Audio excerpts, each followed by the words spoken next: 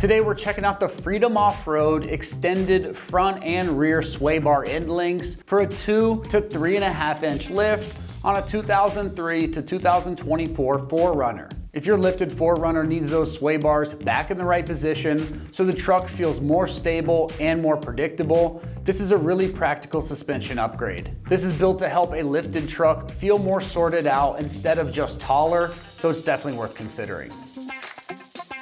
These end bar links are designed specifically for vehicles with a 2 to 3.5 inch lift. So the big benefit is restoring the proper sway bar angles after that suspension height has been changed. That's gonna matter a lot because once those angles get thrown off, body roll and handling can start feeling sloppier than they should. These links are made for both the front and the rear, and they come as a full set of 4, which makes this a more complete fix than only addressing one end of the truck. These are gonna be built to reduce that body roll and increase your cornering performance. So this is not just a fitment correction part, it's something that can help the 4Runner feel better on and off the road. That extended length that you're getting, along with the neoprene rubber bushings and the carbon steel ball studs, they're all gonna help make it a smarter solution for lifted trucks that actually see both pavement and trail use.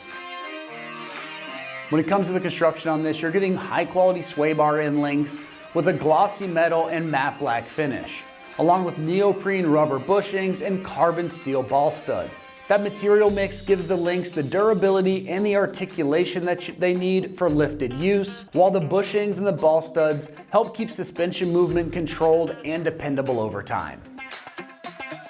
As far as the pricing goes on this, it's coming in right in the mid $100 price range. That is a really solid value in my opinion for a full set of 4 lift-specific sway bar end links because you're getting front and rear correction all in one package instead of trying to patch the suspension together piece by piece.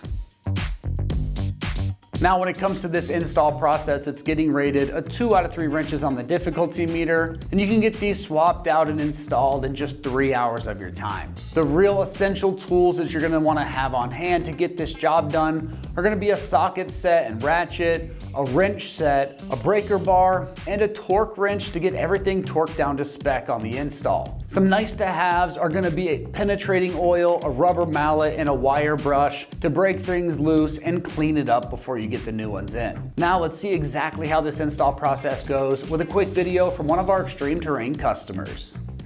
The tools you'll need for that on my 2008 GX 470, the removal on the bolts is 17, but if you're putting them back on, the new ones are 18. The first thing I start is I take my 14mm socket and I loosen up the bolts underneath on the sway bar. There's 2 on each, left and right. Loosen them just a little bit. You don't have to back them out all the way. You don't have to do anything crazy. You just loosen them so that once you get everything apart, you can kind of rotate the sway bar down a little bit. Anyways, we'll start with the removal process. It's going to be a 17. You can use a socket. I like to use a ratcheting wrench. And 6mm. There's a bolt inside that prevents everything from spinning.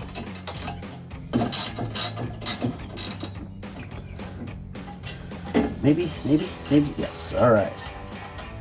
First one's off. Do the bottom one. All right, 2 bolts. I like to use a dead blow. Just give a little tappy tap. A little pry. Comes right out. Old one's out. New one goes back in. I don't know if there's any difference between putting the lower one in first or the top one in first. Putting the bottom one in first usually. Tighten them up.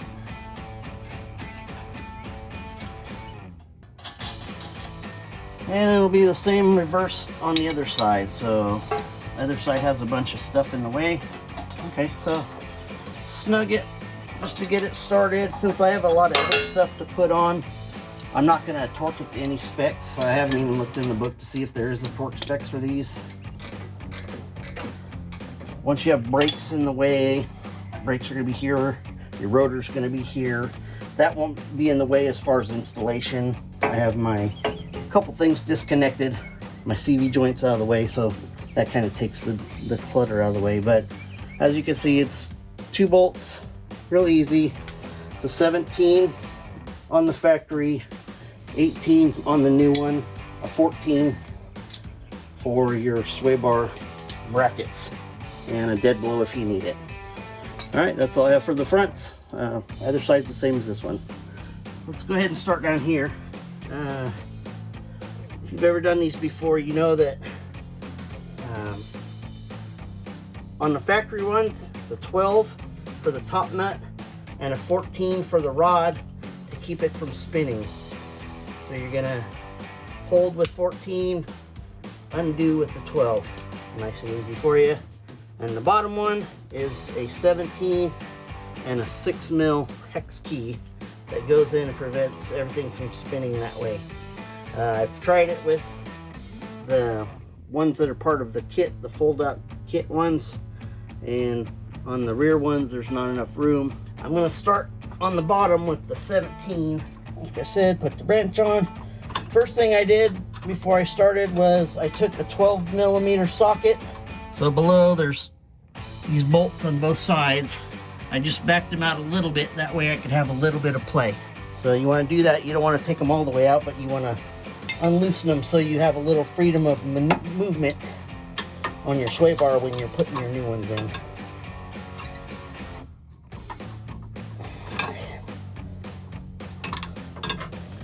Simple process, just find the hole for your key. If you can get it right the first time, that's always fun.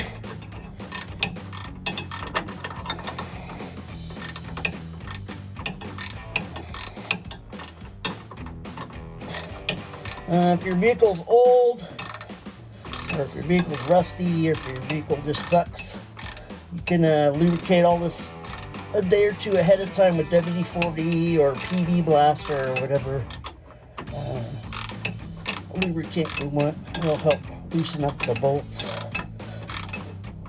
Highly recommend. And then of course, just like the front video, if you're doing one, you should absolutely do the other side. Do them in a pair.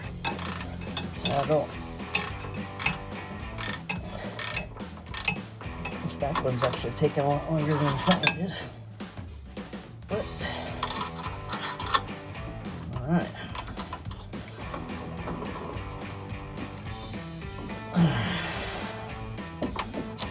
All right, bottom one first. That way, once I break it free, it can just hang.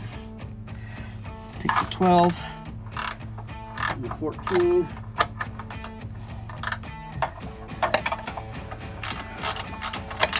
As you can see, mine look in pretty good condition, but they sure do squeak. I replaced all my suspension front and rear, and this is pretty much the last of the stuff I have to replace.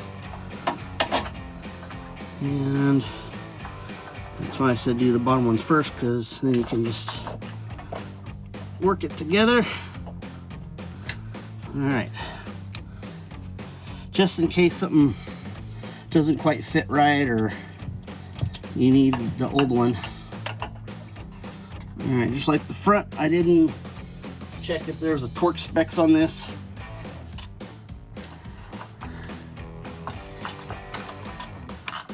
Like anything in the world, there's a couple different ways you can do it. That was the way I like to do it. Get it started by hand and then use the ratchet in a minute. Alright. Alright. Just like that.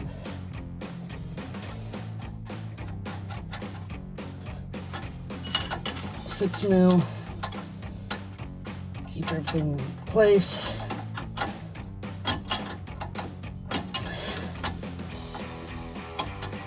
Starting.